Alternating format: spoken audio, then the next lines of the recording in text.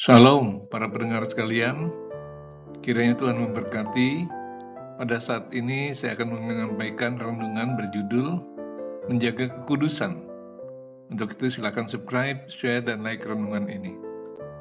Tetapi hendaklah kamu menjadi kudus di dalam seluruh hidupmu, sama seperti Dia yang kudus, yang telah memanggil kamu. Sebab ada tertulis, kuduslah kamu, sebab aku kudus. 1 Petrus 1 ayat 15-16. Allah itu maha kudus. Karena itu sebagai anaknya, kita juga harus hidup kudus. Sebab tanpa kekudusan, tidak seorang pun akan melihat Tuhan. Ibrani 12 ayat 14 bagian A. Ayat ini secara tegas mengajarkan agar umat Tuhan tidak memandang rendah hal kekudusan. Kekudusan itu mutlak, harus dijaga oleh anak Tuhan. Jika tidak, kita tidak akan pernah melihat Tuhan. Berarti kita akan jauh darinya dan akan mengalami kebinasaan. Lagi pula, Allah memanggil kita bukan untuk melakukan apa yang cemar, melainkan apa yang kudus.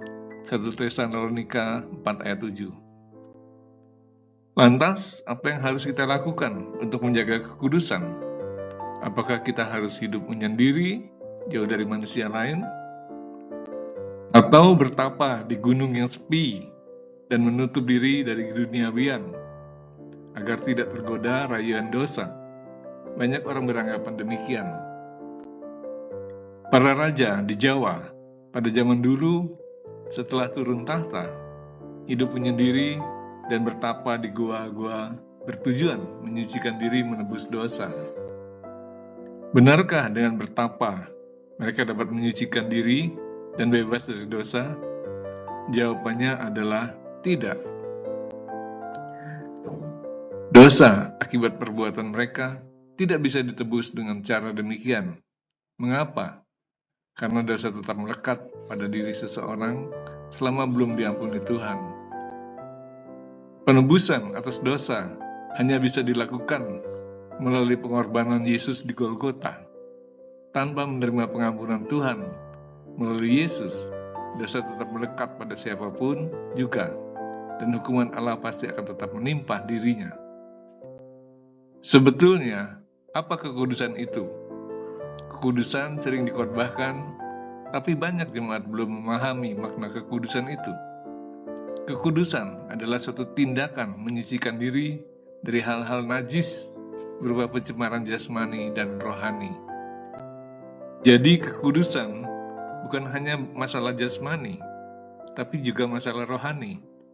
Pertanyaannya, kekudusan ini diberikan Allah secara otomatis saat percaya pada Yesus, atau harus selalu diupayakan sendiri oleh diri kita? Saat kita percaya pada Yesus, otomatis seluruh dosa kita diampuni, dan kita dikuduskan Allah sehingga layak menjadi anak Allah. Kita berubah menjadi manusia baru. Namun, dorongan untuk kembali menjadi manusia lama sering terjadi. Karena itu kita harus terus mengupayakan kekudusan dengan menghindari dari perbuatan najis. Bagaimana menyucikan diri kita? Pertama, menjaga kekudusan perkataan.